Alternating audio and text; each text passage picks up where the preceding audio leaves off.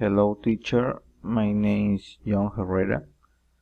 I'm talking about my family. Um, I have 25 years old. I'm from Peru. I live in Lima alone. I'm tall with short and black hair. Milagros and Juan are my parents. My mother is 4 years old. She's tall with straight and black hair. My father is 45 years old. He's tall with short and black hair. And I have got a sister. Her name is Stephanie. She's 18 years old.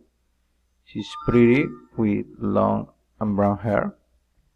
And she actually working in the supermarket. And she love play video games. Thank you.